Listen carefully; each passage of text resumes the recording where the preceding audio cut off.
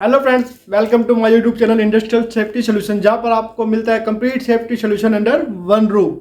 So today we are discuss about how to maintain legal compliances. It means आज एक queries आई थी मेरे पास, जिसमें इसने मेरे से पूछा था कि सर हम लोग कंपनी में काम करते हैं, एक ऑटोमोबाइल सेक्टर से आई थी क्वेरी। हम ऑटोमोबाइल कंपनी में काम करते हैं सर, हमें कंफर्म नहीं हो पाता कौन सी रिटर्न कब जानी है पोल्यूशन की, सर ये हम कैसे मैनेज करें, कैसे हमें याद रखें। तो आज जो उनकी क्वेरीज आई थी तो उसी के बेस पे मैं ट्रेनिंग जो प्लान कर रहा हूँ तो उनके लिए है। बट ये जनरली सभी को याद करने का एक छोटा सा तरीका बताता हूँ कि हमारी लीगल्स जो कंप्लाइंसेस है, हमारी कौन सी रिटर्न कब जाती है, क्या उसका ड्यूरेशन रहेगा, क्या उसकी लास्ट डेट रहेगी और कौन सी और रिटर्न रहेगी। तो आज वो डिस्कस करते हैं। तो लेट्स स्टार्ट द वीडियो। जैसे मैंने यहाँ पर लिखा है लीगल कंप्लाइंसेस SPCB मतलब स्टेट पोल्यूशन कंट्रोल बोर्ड, चाहे वो आपका स्टेट हरियाणा हो, यूपी हो, उत्तराखंड हो, कि वट जो भी आपका स्टेट है उसके अकॉर्डिंग। तो चलिए स्टार्ट करते हैं स्टेप बाय स्टेप। तो अगर पोल्यूशन कंट्रोल बोर्ड की बात करते हैं हम, तो सबसे पहले पोल्यूशन कंट्रोल बोर्ड में आता है आपका NOC, एयर NOC और वाटर NOC। जो जैसे कि मैं लास्ट वीडियो में बताया था कि हमें एयर NOC कैसे मिलती है, कैसे हम उसको अप्लाई करते हैं। अगर किसी ने लास्ट वीडियो मेरी नहीं देखी है तो लिंक डिस्क्रिप्शन में है, जाकर आप चेक करें। देन आप ये भी देखें, आपको समझ आएगा कि हम कैसे इसको मेंटेन करते हैं।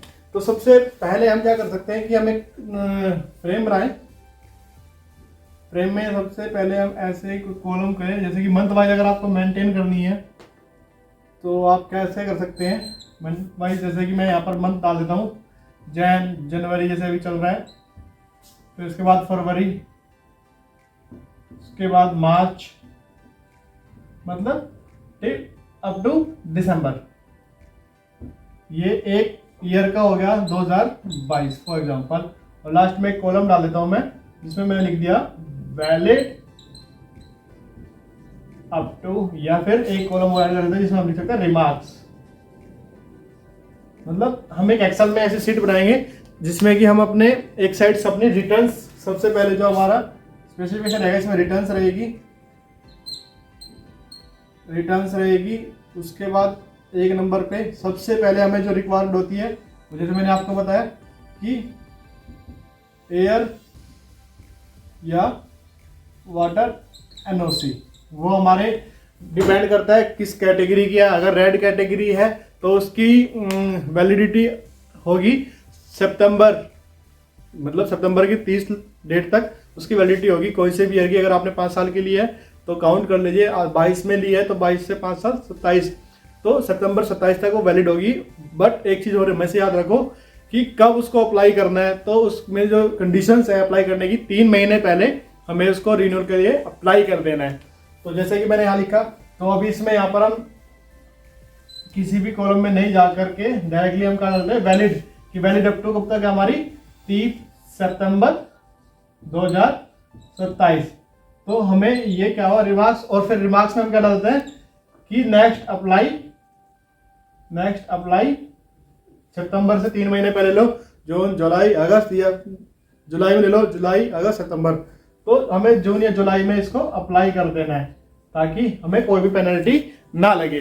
तो ये सबसे पहले ऊपर टॉप में हमें एयर और वाटर NOC ही रखनी है। देन उसके सेकंड नंबर पे हमारा आता है दूसरी रिटर्न जो हमारी जाती है, उसका ड्यूरेशन क्या रहता है कि हजार्डस वेस्ट रिटर्न जाती है। हजार्डस वेस्ट रिटर्न किस में जाएगी, वो जाएगी फॉर्म 4 में। हजार्डस वेस्ट रिटर्न क्या होता है कि हम लोग जैसे किसी भी इंडस्ट्री में काम कर रहे हैं, जितना भी हम वेस्ट जनरेट कर रहे हैं, हजार्डस वेस्ट जनरेट कर रहे हैं। फॉर एग्जांपल, जैसे कि मैं एक एग्जांपल लेता हूँ कि हम कोई भी यूज्ड ऑयल जनरेट कर रहे हैं और वो किसी रिसाइकलर को हम सेल कर रहे हैं या फिर डिस्पोज करने के लिए भेज रहे हैं किसी अथॉराइज पार्टी को। तो हमने पूरे साल में जो डाटा जो हमने भेजा उसको रिसाइकलिंग के लिए या डिस्पोज के लिए, जैसे भी वो उसका ट्रीटमेंट करेगा वो उनके ऊपर डिपेंड करता है। बट हमने जो उसको भेजा है वो हमें वहाँ से लेना है। कैसे, अप्रैल टू मार्च, मतलब फॉर एग्जाम्पल हमें 22 है, 22 में मेरे को सबमिट करनी है हजार्डस वेस्ट की रिटर्न। हजार्डस वेस्ट की रिटर्न जाएगी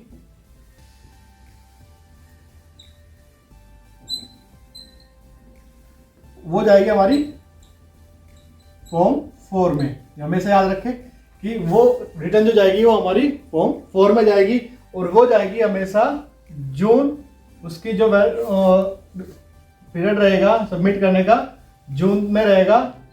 30 June is the last date of submission this return of every month, sorry every year 2022। और जो जून में रिटर्न जाएगी उसमें जो डाटा जाएगा वो जाएगा अप्रैल 21 से मार्च 2022। तो अप्रैल 21 से लेके अब मार्च 2022 तक जो भी आपने हजारडस वेस्ट डिस्पोज किया है किसी अथॉराइज पार्टी को, जिसको कि पोल्यूशन डिपार्टमेंट ने अथॉराइज किया हुआ है कि वो आपसे वेस्ट को कलेक्ट करके उसको डिस्पोज कर सके, उसी को आपको वेस्ट देना है, तो वो जाएगा आपका फॉर्म 4 में, और वो जाएगी आपकी जून में। 30 June is the last date of submission this return. Then इसके साथ साथ एक आता है फॉर्म 3। फॉर्म 3 क्या होता है? फॉर्म 3 में क्या करता है?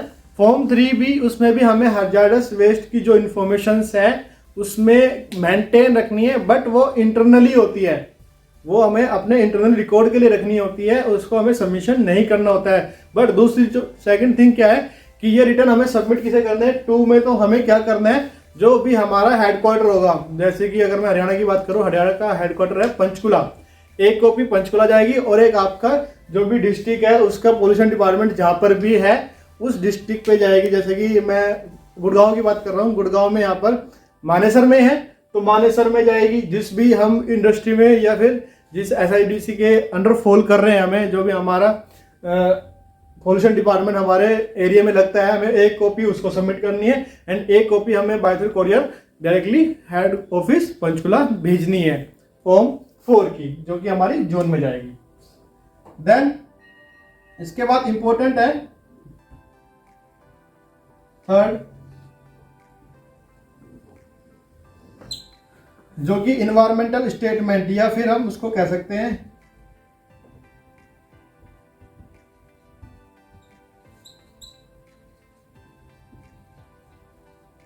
इन्वायरमेंटल स्टेटमेंट, जो कि हमेशा जाएगी फॉर्म 5 में।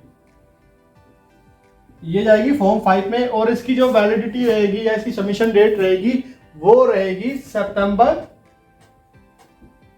30 ऑफ एवरी ईयर, मतलब हर साल के 30 सितंबर तक। जैसे कि 22 मेरे को अभी 22 में भेजनी है, 22 में क्या है, तो 22 में 30 सितंबर तक मैं सभी की रिटर्न सबमिट करनी ही करनी है। जितने भी कंपनीज हमारे पास है उनकी रिटर्न 30 सितंबर तक अप टू वो हमारी लास्ट डेट है, यहाँ तक हमें सबमिट करनी है। और इस रिटर्न में भी सेम है जो मैंने आपको बताया, एक कॉपी जाएगी हमारी जो हमारा लोकल अथॉरिटी है उसको, और एक जाएगी हमारी हेडक्वार्टर को।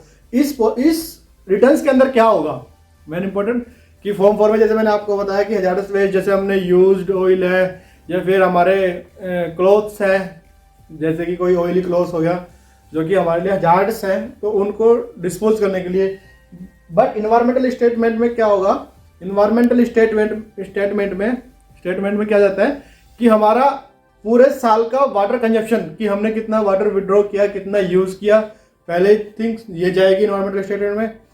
दूसरी क्या जाएगी, हमारा हजारडस वेस्ट का डाटा भी इसमें जाएगा, हमारा पूरा प्रोसेस की डिटेल जाएगी कि हमने कहाँ कहाँ यूटिलाइज किया, उसका बाइफिकेट करके उसके एनेक्स्चर उसके साथ अटैच करके वो रिपोर्ट भी हमें सबमिट करनी होती है। और ये रिपोर्ट्स कभी भी कोई भी पोल्यूशन डिपार्टमेंट से थर्ड पार्टी आके ऑडिटर आके आपसे कभी भी मांग सकता है। मेनली 2 रिपोर्ट्स तो आपको ये मेंटेन करनी ही करनी होती है पोल्यूशन की जो मेन रिपोर्ट है। उसके बाद आपके ऊपर डिपेंड करता है आपकी इंडस्ट्री किस टाइप की है। जैसे कि मैं अगर बात करूं ई वेस्ट भी जनरेट होता है इंडस्ट्री में, जैसे कि हमारा इलेक्ट्रॉनिक्स वेस्ट कह लो, कंप्यूटर हो गया, कीबोर्ड्स हो गया, बल्ब फ्यूल्स, ये सारे ई वेस्ट में आता है जो हमारे खराब हो जाता है। उसको भी हमें क्या रिसाइकलर को देना होता है, वो भी एक रिटर्न है, उसकी भी रिटर्न जाती है। वो रिटर्न जाती है फॉर्म 2 में, फॉर्म 2 में जाती है वो रिटर्न ई वेस्ट की जाती है फॉर्म 2 में। पहले फॉर्म 6 में जाती थी, लेकिन अब इसमें अमेंडमेंट हो गया, अब ये फॉर्म 2 में जाती है। इसकी भी लास्ट डेट क्या है, 30 जून एवरी ईयर। तो 30, इसमें भी सेम है, 30 जून तक इसकी डिटेल जाएगी। इसमें ये भी ईयरली जाएगी, इसमें भी अप्रैल से लेके मार्च तक का ही डाटा इसमें डाला जाएगा कि हमने कितना अपना डिस्पोज किया, कितना हमने वेस्टेज किया और कितना उसमें डिस्पोज किया, रिसाइकलर को हमने दिया इसको। तो ये भी एक एडिशनल है, अगर जो कंपनीज को कर रही है तो उसको मेंटेन करें। बट ये दो तो हमारी मतलब मैंडेटरी है, तो जाएगी। उसके बाद फोर्थ आती है, 5वीं, वो आती है बैटरी मैनेजमेंट। ये बैटरी मैनेजमेंट की रिटर्न होती है, जो कि फॉर्म 8 में जाती है हमेशा। बैटरी मैनेजमेंट की क्या होती है, ये हाफ ईयरली रिटर्न जाती है। ये हाफ ईयरली जाती है, मतलब आपकी ये जाएगी अप्रैल, मई, जून, जुलाई, अगस्त, सितंबर तक एक जाएगी, जो कि हमें दिसंबर में सबमिट करनी होती है। ठीक है, उसके बाद अगेन वो जून में जाएगी, उसके अक्टूबर, नवंबर, दिसंबर, जनवरी, फरवरी, मार्च, 6 महीने की फिर हमारी वो जून में जाएगी। तो ये हाफ ईयरली मेंटेन करनी होती है। इसमें हमारे पास बाय बैक पॉलिसी होती है, मतलब इस 6 महीने के ड्यूरेशन में हमने कितनी बैटरी परचेज की और हमने कितनी बैटरी बायबैक पॉलिसी में वापस दी। हम इसको डिस्पोज नहीं कर सकते, हमारी इसमें बायबैक पॉलिसी लेनी होती है कि जिससे हम बैटरी परचेज कर रहे हैं उसको ही बैटरी वापस कर रहे हैं, वो आगे अपना उसका क्या डिस्पोज कर रहा है या उसका रीयूज कर रहा है वो उनका रहेगा। बट हमारी जो पॉलिसी है ये हमें लेनी पड़ती है कि बायबैक पॉलिसी होनी चाहिए। बैटरी मैनेजमेंट का जो लॉ है वो कहता है कि हमें बायबैक पॉलिसी लेनी चाहिए, ताकि हम जितनी बैटरी परचेज कर रहे हैं उसकी बायबैक पॉलिसी और वो वापस चली जाए, ताकि हमें उसका, क्योंकि हमें उसका डिस्पोजल के लिए कोई भी अथोराइज नहीं है, उसका डिस्पोजल के लिए जो अथोराइज है वो वही करेगा। बट हमें इसकी रिटर्न सबमिट करनी है कि हमने कितनी बैटरी परचेज करी है इन लास्ट 6 मंथ, जो कि मैंने ड्यूरेशन बताया कि इस पीरियड में हमने 6 महीने में ये बैटरी परचेज की है। ठीक है, तो ये भी जाएगी हाफ ईयरली जाएगी, जून में जाएगी और दिसंबर में, जून और दिसंबर में ये भी जाएगी। और रिमार्क्स में आप लिखते रहे कि नेक्स्ट अप्लाई डेट या नेक्स्ट सबमिशन डेट, वो सारे आप रिमार्क्स में लिख सकते हैं और वैलिड अप टू में लिख सकते हैं। ये एक मेंटेन करने का तरीका लीगल कंप्लायंसेस को, कि हमें कैसे मेंटेन रखनी है अपनी सारी की सारी जो रिटर्न्स है। उसके बाद हम बात करें कि अगर हम हॉस्पिटल में है तो बायोमेडिकल वेस्ट की रिटर्न्स भी जाती है। ऐसे ही अकॉर्डिंग टू इंडस्ट्री वेरी करता है, इंडस्ट्री टू इंडस्ट्री की कौन सी इंडस्ट्री में हम फॉल कर रहे हैं। बट ये दो जो रिटर्न्स है ये मैंडेटरी है। इसके बाद जो भी रिटर्न्स आपकी आती है, बहुत सारी रिटर्न्स अगर मैं आपको ऐसे 1 बाय 1 करवाऊंगा तो बहुत ज़्यादा आ जाएगा। बट मैंने एक आपको ये जो उसका क्वेरीज आई थी कि सर हम कैसे मेंटेन करें, पता नहीं लगता हमें कब कौन सी रिटर्न भेजनी है। तो या तो फॉर्म्स को याद कर लो, फॉर्म्स का भी मैं आपको एक तरीका बताता हूँ कि हमें फॉर्म कैसे याद करने हैं, उसके तरीके से भी हम रख सकते हैं। बट वो क्या है कि ऑफिशियली नहीं है, ऑफिशियल इन द सेंस कि वो सिर्फ एक अपने आप को याद करने के लिए सही है कि फॉर्म 1 से लेके फॉर्म 13 तक याद करो। फॉर्म 1 कहाँ जाएगा, फॉर्म 1 एप्लीकेशन फॉर्म होता है जो कि सीटी और सीटीओ के लिए होता है। फॉर्म 2 हमारा मैंने जैसे बताया ई वेस्ट के लिए होता है। फॉर्म 3 हमारा अपना हजारस वेस्ट को मेंटेन करने के लिए होता है। फॉर्म 4 आपका अपनी हजारस वेस्ट की जो रिटर्न्स होती है उसकी सबमिशन के लिए होता है। फॉर्म 5 हमने आपको क्या बताया, फॉर्म 5 आपका होता है एनवायरमेंटल स्टेटमेंट। तो ऐसे तरीका भी होता है याद करने का कि हम फॉर्म 1 से लेके फॉर्म 13 तक लिख ले और उसको याद कर ले, जो कि हमारी रिटर्न्स जाती है स्टेट पोल्यूशन कंट्रोल बोर्ड को या अपने किसी लोकल अथॉरिटीज को जो भी हम भेज रहे हैं। तो ये एक तरीका है। आई होप ये जो क्वेरीज थी इस वीडियो से क्लियर हो जाए। अदरवाइज अगर आपकी कोई भी अदर क्वेरीज है regarding to pollution control board या फायर सेफ्टी के रिगार्डिंग कोई भी क्वेरीज है तो वो आप हमें कमेंट्स बॉक्स में लिख के बताएं। आगे जितनी भी वीडियोस रहेगी उनकी कमेंट्स के बिहाफ पे ही मैं इनकी वीडियोस बनाता रहूँगा। अदरवाइज जनरली जो वीडियोस चलती है उसके रिगार्डिंग जैसे कि फायर सेफ्टी की ट्रेनिंग्स की वीडियोस होगी या फिर आपकी इन्वायरमेंटल सेफ्टी की ट्रेनिंग्स होगी, वो मैं डे बाय डे आपको देता रहूँगा। सो आई होप ये वीडियो आपके लिए इंफॉर्मेटिव हो। और अगर आपको ये वीडियो जरा सी भी पसंद आई है तो प्लीज़ लाइक, शेयर और सब्सक्राइब जरूर करें और कमेंट्स बॉक्स में बताएं कि आपको किस टॉपिक पे वीडियो चाहिए। और साथ ही साथ में अगर कोई भी आपको फायर ट्रेनिंग, आपको अपने एरिया में कंडक्ट करानी है, स्कूल कॉलेज, जैसे मैं आपको बताता हूँ स्कूल कॉलेज या किसी भी इंडस्ट्री में, वो सभी ट्रेनिंग्स हम प्रोवाइड कराते हैं फ्री ऑफ कॉस्ट, उसका हम कोई भी चार्ज नहीं करते हैं। सो इस वीडियो को यहीं पर खत्म करते हैं। Thanks for watching this video.